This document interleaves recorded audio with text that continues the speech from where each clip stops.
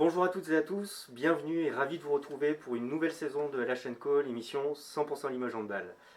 C'est une nouvelle saison et c'est aussi une nouvelle formule puisque c'est désormais sur la plateforme Twitch que vous pouvez nous suivre. Le LH monte en effet en gamme saison après saison, alors on s'est dit qu'on allait essayer, nous aussi, d'évoluer dans une autre dimension. On a vu grand et pour l'occasion on a même failli louer le Stade de France, convoquer les Cœurs de l'Armée Rouge ou réaliser un flash mob géant. Et puis on s'est dit que cela faisait beaucoup trop et beaucoup too much quand même. Malgré tout, il ne faut pas se cacher, ce LH&Co sur Twitch, c'est un peu notre Ligue des Champions à nous.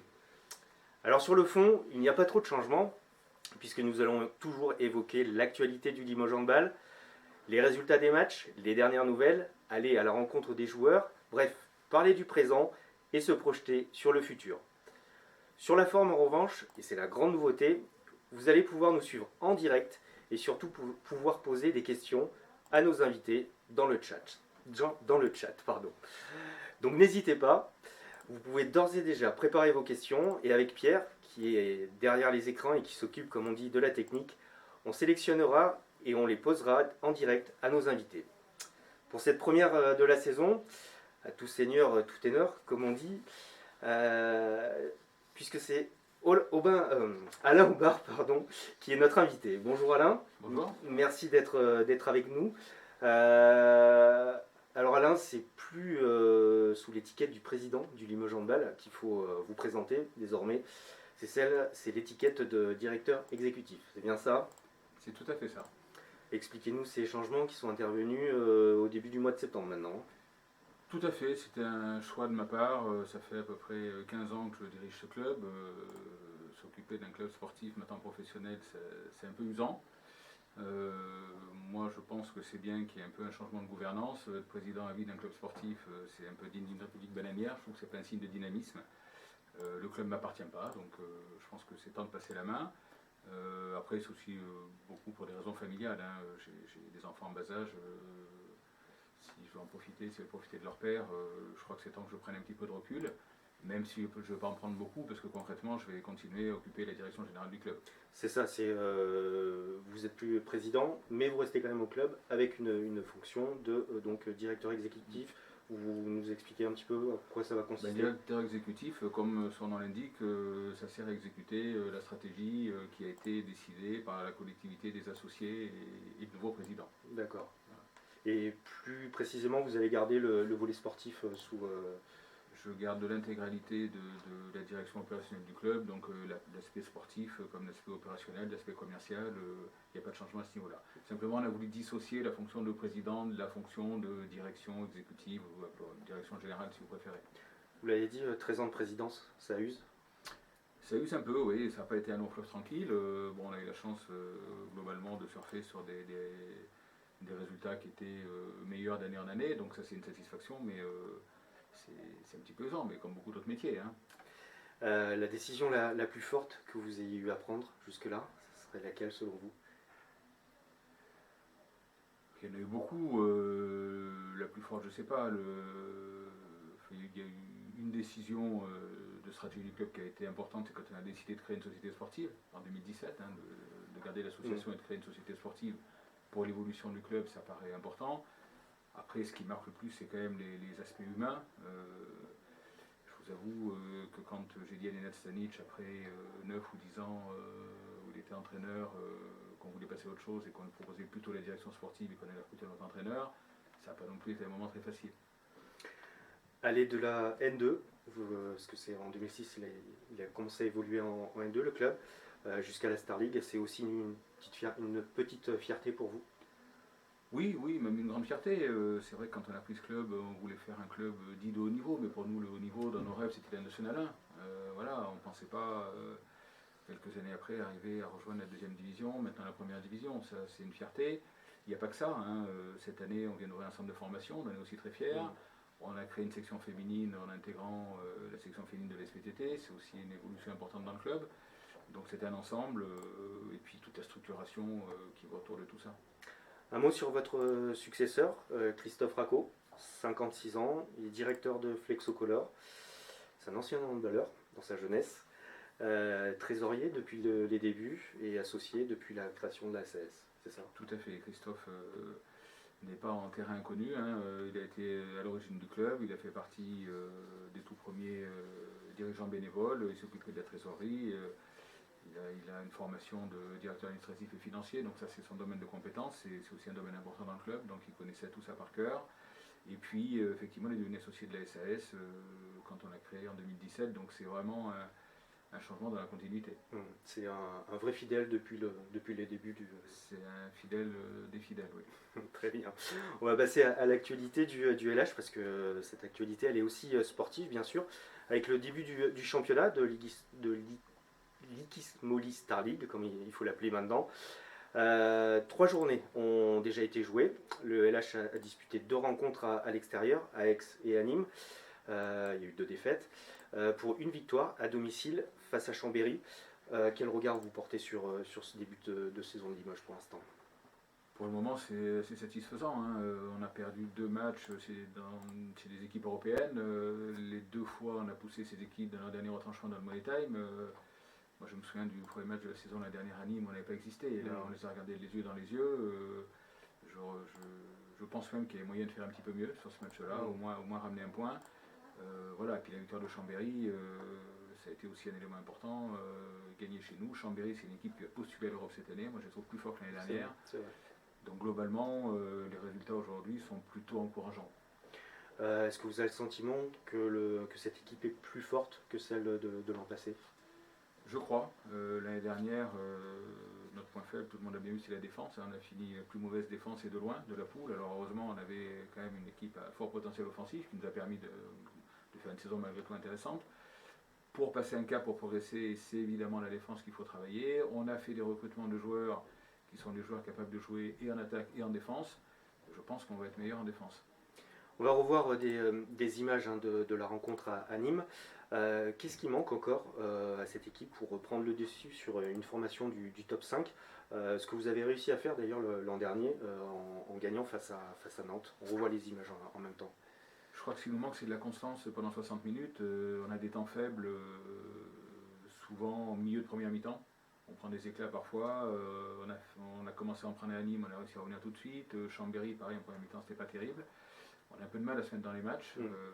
Avec la première mi-temps qui est toujours un petit peu compliquée. Oui, on met pas tout de suite tous les ingrédients, je pense qu'il faut. Voilà. Après, le coach, il cherche encore. On a quand même recruté pas mal de nouveaux joueurs. On a 4 nouveaux joueurs. Donc il cherche encore quelle est la meilleure composition d'équipe à mettre d'entrée sur le terrain. Mais voilà, je crois que c'est de la constance. Et puis, le handball, c'est du combat. Hein. Donc si on n'est pas tout de suite prêt à combattre, c'est compliqué. Après, on court après le score. Voilà, donc je crois que c'est un petit peu ça qui nous manque. La préparation aussi a été perturbée par des blessures également, ça a pu peser aussi, contrarier en tout cas l'avancée de la formation de l'équipe. Oui, alors bon, ça c'est le lot de beaucoup d'équipes sont en préparation, mais ce qui nous a un petit peu gêné, c'est que Igor Zabic s'est fait une fracture du nez d'entrée de préparation. C'est quand même un des 2 défenseurs centraux de l'équipe, faire toute la prépa sans lui, c'est un peu préjudiciable, mais bon, on n'est pas les seuls à avoir eu des blessés, il faut faire avec.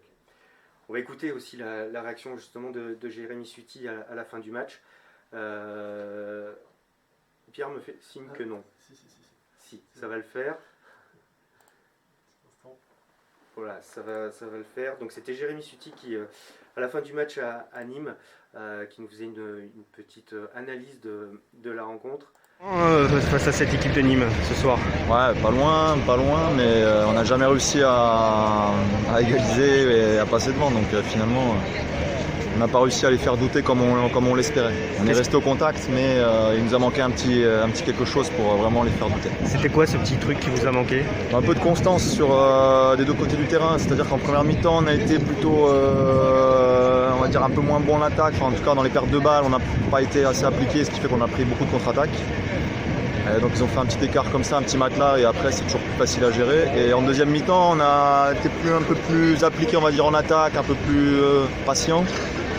Et en début de deuxième, on a manqué un peu de stop défensif pour essayer de revenir plus rapidement qu'avant la dernière minute. Qu'est-ce qu'il faut retenir pour la suite de cette rencontre? Qu'est-ce qu'il faut en tenir compte? C'est qu'on est capable, même à l'extérieur, chez plutôt des grosses cylindrées du championnat, de les regarder en face. et de prendre des points si on arrive à gommer ces petits détails. Donc voilà, c'est encourageant pour la suite parce que mine de rien dans ces matchs-là, on n'a rien à perdre à l'extérieur, c'est pas des points forcément sur lesquels on pouvait tabler. Donc c'est de tirer le positif en apprenant du négatif, quoi. Parfait, merci Jérémy.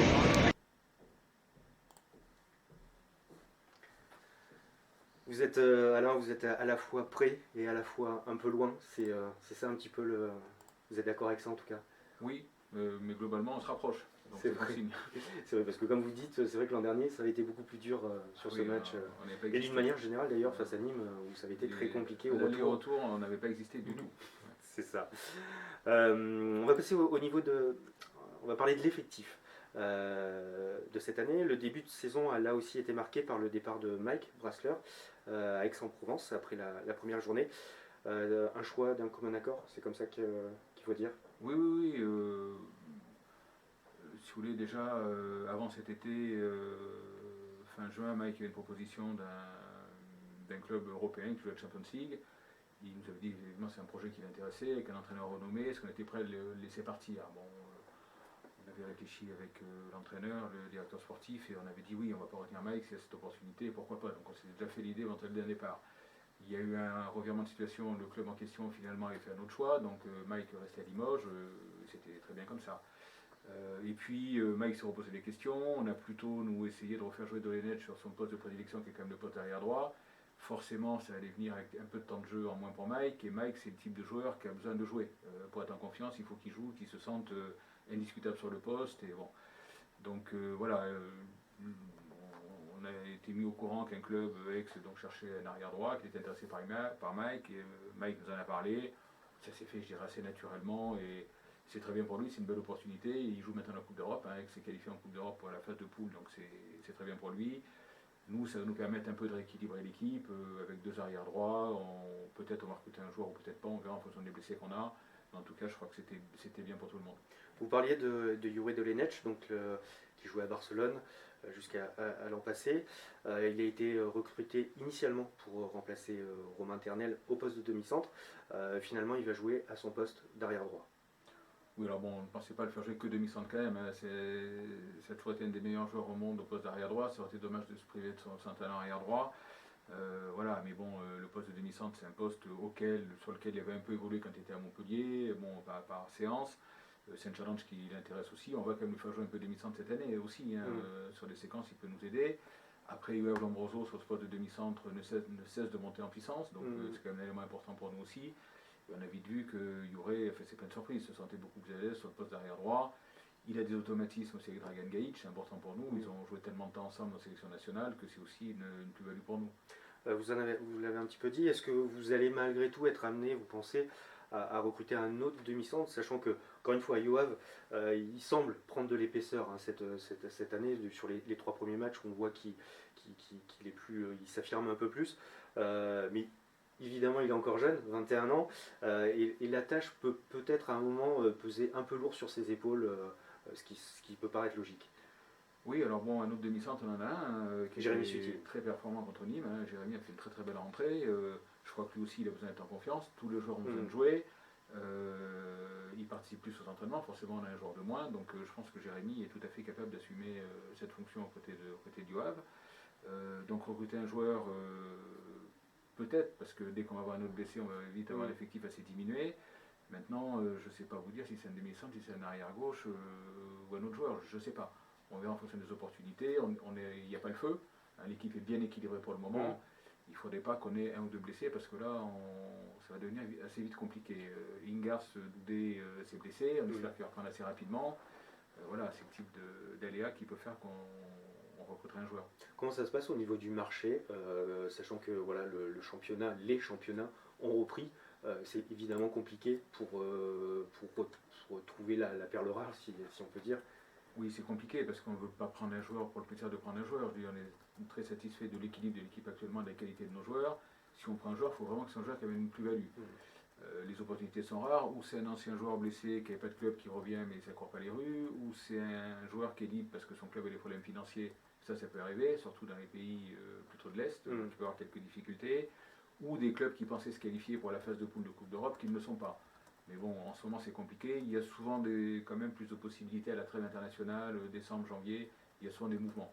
Donc, mais encore une fois, on verra. Pour le moment, on n'a pas décidé de recruter un joueur. On verra, je vous dis, en fonction des blessés, des péripéties. Il faut laisser peut-être faire vivre ce groupe et le laisser peut-être prendre ses repères. Et Moi, quand je vois ce que le groupe a produit contre Chambéry, contre Nîmes, même le premier match à Aix, on peut avoir confiance dans cette équipe. L'autre actualité, en ce début de saison décidément très, très chargé, c'est l'annonce de ne pas prolonger Tariq Ayatoun, l'entraîneur, donc à son poste justement d'entraîneur au-delà de cette saison. Là aussi, pourquoi ce choix? Parce qu'on a des objectifs où dans les 2-3 prochaines années on veut postuler une place européenne, donc jouer la Coupe d'Europe. Donc on pense que c'est bien de repartir sur un cycle avec un nouvel entraîneur qui s'inscrive sur la durée de 2-3 ans, avec évidemment si possible quelqu'un qui ait l'expérience plutôt du haut de tableau de la Coupe d'Europe, même si Tariq a rempli tous ses objectifs. Il était venu pour nous faire monter ce qu'il a réussi à faire, voilà, même si on peut regretter, je pense qu'on avait de quoi être champion de France de deuxième division cette année-là, on a raté à pas grand-chose, on a fait une deuxième partie de saison pas très bonne. L'année dernière, on a fait une première partie de saison extraordinaire, une deuxième partie beaucoup plus mauvaise. On était relégable sur la deuxième partie de saison quand même. Donc bon, c'était pas un long fleuve tranquille non plus. Mais voilà, je pense Tariq avait un contrat de 2 ans plus un an. Vous aviez prolongé. On l'a prolongé parce qu'encore une fois, en termes d'objectifs, il n'y a rien à dire. Voilà, mais on a envie de changer un petit peu et d'avoir un entraîneur qui nous amène vers nos objectifs. Alors on le sait, hein, c'est votre façon de procéder, d'annoncer assez tôt le devenir des joueurs ou des entraîneurs en l'occurrence. Pour le coup, certains ont pu penser que c'était une décision prématurée. Parce qu'elle intervenait au début de cette saison, et donc il y a toute la saison, tout le cours de la saison à faire. Que répondez-vous à ça? Bah écoutez, moi je sais pas quel est le bon moment. Hein. Quand on annonce ça à la trêve internationale, la deuxième partie de saison peut être catastrophique. Voilà, je crois qu'un entraîneur comme un joueur a besoin de sérénité. Tariq était demandeur. C'est lui qui nous a demandé de l'informer le plus tôt possible dès qu'on aura pris une décision. Nous on voulait quand même laisser passer le début du championnat, voir ce que ça allait donner sur les premiers matchs. Bon, lui était demandeur en disant dès que vous aurez pris une décision, je voudrais être informé en premier. On a respecté cette parole. Et je crois que c'est bien annoncé avant le début du championnat. Il aura le temps de décanter ça, c'est un très grand professionnel, je crois que ça n'influera absolument pas sur le résultat du groupe. Tariq retrouvera, je lui souhaite un club l'année prochaine, il a besoin aussi de montrer qu'il est performant, j'ai pas d'inquiétude par rapport à ça. De la même manière, il a pu être dit aussi qu'entre le départ de Mike Brassler, cette annonce sur Tariq Ayatoun, le bateau et l'âge tanguaient un peu. Là aussi, qu'est-ce que... Bah écoutez, pour le moment, je ne vois pas bien ce qui tangue, mais peut-être que si on perd les 10 prochains matchs, ça donnera raison aux gens qui pensent ça. Mais franchement, je ne crois pas qu'il y ait de relation de cause à effet. L'année dernière, on a annoncé à Tariq au mois de juin qu'on le renouvelait. On a perdu tous les matchs derrière, au mois de janvier, à la trêve. À part un ou deux matchs qu'on a dû gagner, après on a tout perdu derrière, alors qu'on venait de le renouveler. Vraiment, je crois que les deux ne sont pas du tout corrélés. Je ne crois pas. D'accord. Toujours sur cette question de l'entraîneur, où est-ce que vous en êtes du choix donc, du futur entraîneur? Quel profil vous recherchez? Je crois que vous avez reçu pas mal de candidatures. On en a reçu beaucoup, on en reçoit toujours beaucoup. Voilà, bon, on a fait un peu le tri dans tout ça par rapport au profil d'entraîneur qu'on recherche. On a sélectionné, on va dire, 3 entraîneurs en shortlist, donc on est en train de se décider. Après, le profil, c'est un entraîneur qui doit avoir de l'autorité sur ce groupe. On a de plus en plus de joueurs de haut niveau qui arrivent, donc il faut un entraîneur pardon, qui a comme cette expérience de gérer des groupes de joueurs de très haut niveau. Et un entraîneur qui a l'expérience de la Coupe d'Europe. Si on veut y prétendre, c'est bien d'avoir quelqu'un aussi qui ait déjà connu ça, parce que c'est pas forcément facile à gérer. Voilà grosso modo le type d'entraîneur qu'on va chercher, si possible quelqu'un qui connaisse déjà bien le championnat de France. Ah, qui connaissent bien ouais, le championnat. Bah, c'est un plus, je ne dis pas que ce sera forcément le cas, mais c'est mieux. À l'idéal, c'est quand même mieux. Jusqu'à quand vous donnez pour prendre une décision? On va se donner encore maximum jusqu'à fin octobre, mais je pense qu'on aura fait le choix avant, mais on ne peut pas aller plus loin parce que nous, on a dans le club aucune décision de recrutement, de séparer le joueur n'a été faite sans l'accord de l'entraîneur. C'est important de le dire. L'entraîneur doit évidemment partager ses choix. Donc, comme on est déjà en train de bâtir l'effectif pour les saisons futures, il faut forcément que le nouvel entraîneur adhère complètement, nous donne ses idées sur le recrutement. Et le recrutement des meilleurs joueurs pour les saisons à venir, c'est maintenant qu'il se fait. Après, c'est trop tard. Justement, c'était ma question suivante. Concernant l'effectif, est-ce que déjà vous travaillez sur le prochain effectif, sachant qu'il y a déjà un certain nombre de joueurs qui sont en fin de contrat, d'autres qui le contrat est en cours. Donc voilà, est-ce que vous travaillez évidemment toujours déjà sur l'effectif? Oui, il faut y travailler dès maintenant. Je dis, il faut s'y prendre en amont. C'est déjà ce qu'on a fait les autres années. On a recruté quand même des joueurs clés. On n'a pas attendu la fin de saison. On les a déjà recrutés en novembre, décembre de l'année d'avant. Ça sera pareil cette année. Maintenant, encore une fois, il faut attendre un peu de voir comment va tourner cette équipe avant de prendre des décisions. Pour le moment, on n'a pas des certitudes. C'est une pratique assez courante dans le milieu du handball de recruter, même voire pour la saison, les deux prochaines saisons, enfin la saison d'après, voire même celle d'après encore. Enfin, c'est assez courant dans le hand. Oui, c'est assez courant parce que les clubs veulent essayer de s'attacher les meilleurs joueurs. Qui sont souvent encore sous contrat dans leur club, donc les contrats courent encore sur 1 an ou 2 ans, donc c'est pas rare maintenant de recruter des joueurs lorsqu'ils sont libres à la fin de leur contrat, 1 an avant, 2 ans avant, sachant que ce qui différencie le handball par exemple par rapport au football, c'est qu'il n'y a pas d'indemnité de transfert. Donc c'est pour ça aussi que les méthodes sont un petit peu différentes. Même si peut-être on y vient un peu, non? Non, pas vraiment, enfin c'est pas comparable, parfois ça peut arriver lorsqu'il reste 1 an de contrat ou 2 ans de contrat à un joueur, qu'on indemnise financièrement le club quitté, mais c'est des montants ridicules par rapport à ce qui peut se pratiquer au football. C'est sûr. Bon, en tout cas, voilà, par rapport à l'effectif, peut-être que vous attendez globalement de choisir définitivement votre entraîneur pour constituer et finaliser avec les joueurs aussi qui sont en fin de contrat, peut-être. Complètement, on ne prendra aucune décision sans l'aval du futur entraîneur. Très bien. On va revenir au présent. Parce que Limoges reçoit donc Istres demain soir, ce vendredi à Beaublanc, pour la 4e journée de Star League. Une rencontre à suivre bien sûr en direct sur lepopulaire.fr. Ce sera le 2e match du LH à domicile cette saison. Et c'est une rencontre un peu plus particulière pour Hichem Daoud, puisque le nouvel ailier gauche du LH a joué 5 ans à Istres avant de signer un contrat de 2 ans avec Limoges cet été. Il va donc retrouver ses anciens partenaires demain soir et on l'écoute sur son choix de venir à Limoges cet été. Tu es arrivé au LH cet été. Comment tu te sens dans ta nouvelle vie? Franchement, ça va. Je me sens super bien. Je pense que les joueurs et le staff, même le club, ils m'ont très très bien accueilli. Et je pense qu'ils étaient contents de m'avoir. Et quand je vois tous les joueurs qui sont là et c'est des mecs super sympas et avec qui je m'entends super bien. Et il y a toute la famille qui se sent bien, il y a plein d'activités à faire ici et je pense que ça fait plaisir quand tout va bien et que peut-être il n'y a pas le moindre souci, donc oui, je me sens super bien. Qu'est-ce qui t'a amené à signer au LH? Je pense que c'est les ambitions et les objectifs du club. Parce que moi aussi j'ai des ambitions, j'ai envie de progresser. Je pense que c'était le moment de changer et de devenir dans cette équipe-là qui a montré plein de bonnes choses et qui ont envie de toujours progresser en infrastructure, en équipe, en club et dans tous les domaines, dans tout ce qu'ils peuvent améliorer, ils essayent de le faire. Et moi aussi, je suis handballeur, je suis compétiteur et j'ai toujours envie du plus. Et je pense dans ce club-là, il y a moyen de le faire. Quel regard tu portes sur ce groupe? Je dirais que c'est un groupe complémentaire et les joueurs se complémentent l'un l'autre.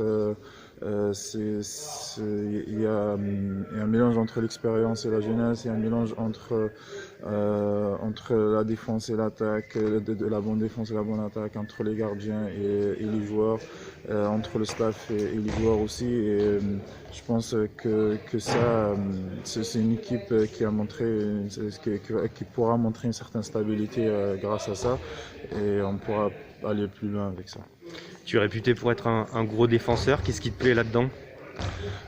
C'est surtout la combativité, c'est de montrer la hargne, c'est de montrer la volonté de gagner un match. Et ça se voit clairement dans le repli, dans la défense, dans l'énergie qu'on met de vouloir gagner, et de récupérer les ballons pour mettre à l'aise l'attaque et pour pouvoir se donner à fond et se permettre d'essayer des choses en attaque.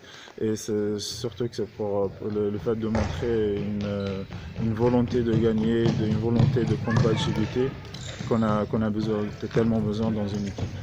Parfait, merci beaucoup Hichem. Alain, Istres, c'est clairement une rencontre importante, évidemment comme tous les matchs à domicile, mais là pour le coup c'est vraiment une rencontre importante. Oui, bon, on est qu'en début de championnat, hein, rien n'est définitif, mais c'est vrai que ça contribuerait à mettre le groupe en confiance d'arriver à battre Istres devant notre public. Je me souviens que les 2 matchs contre Istres l'année dernière, ça avait été chaud. Hein. On avait arraché le nul au match aller alors qu'on était mené 3 buts à 3 minutes de la fin, si je me souviens bien, ça avait été un peu miraculeux. Au match retour, c'est l'inverse, c'est eux qui arrachent le nul alors qu'on menait 2 buts à 50 secondes de la fin. On avait quand même réussi l'exploit de ne pas gagner ce match. Voilà, je pense que ça va encore être un match très très serré qui va se jouer à pas grand chose. Alors justement, bonne transition, puisqu'on va retrouver Hichem Daoud qui va nous livrer les 3 bonnes raisons pour aller chercher la victoire vendredi.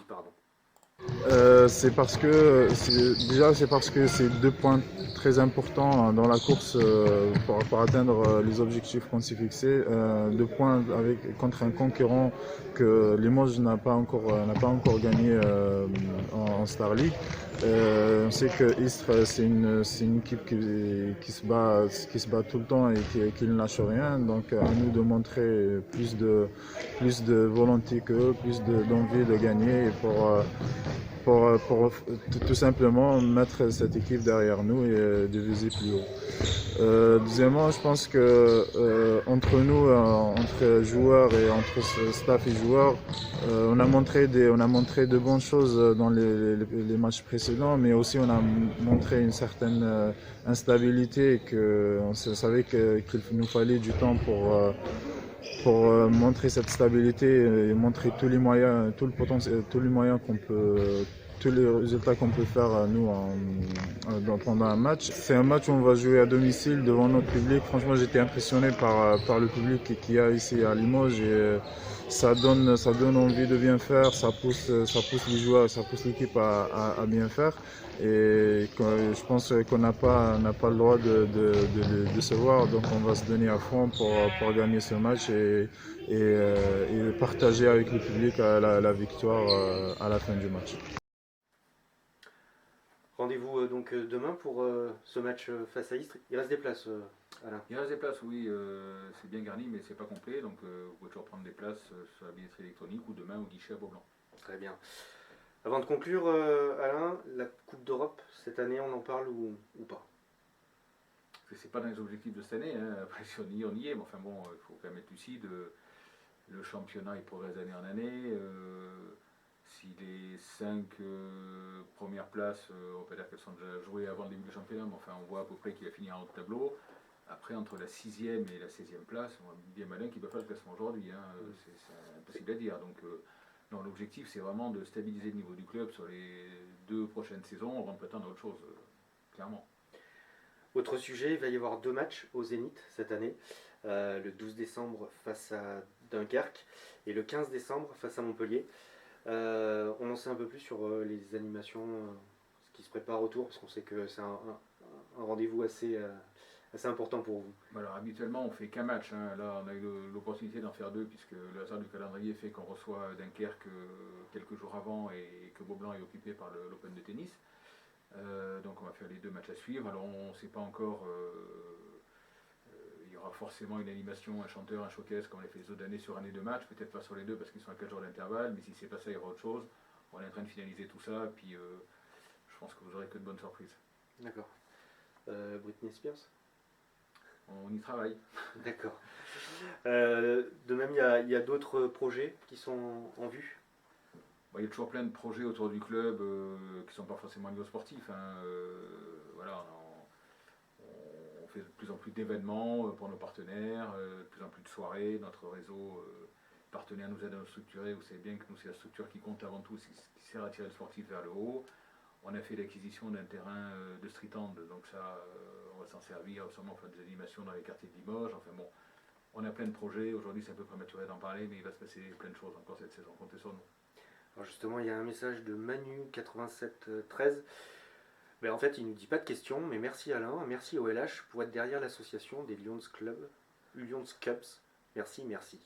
Voilà. Eh ben, merci à cette association de supporters qui a eu le jour cette année et qui met une grosse ambiance à Beaublanc. Ça nous manquait. On avait plus jusque-là des spectateurs que des supporters. Donc, non, les Lions Club, ils nous aident énormément et les joueurs ils sont très très sensibles. Très bien. Et merci beaucoup Alain, en tout cas, d'avoir été avec nous pour cette première. On n'était pas au Stade de France, il n'y avait pas les cœurs de l'Armée Rouge, mais ça valait le coup quand même. Merci à vous tous de nous avoir suivis pour cette première sur Twitch, d'avoir posé des questions. Vous pouvez revoir cette émission en replay pendant 2 semaines ou sans aucune limite de temps sur lepopulaire.fr ou sur notre chaîne YouTube. N'oubliez pas de suivre en direct sur lepopulaire.fr la rencontre entre Limoges et Istres, donc demain soir. Et en attendant, on vous souhaite une très bonne soirée et on vous dit à très vite pour un nouveau numéro de La Chaîne Co.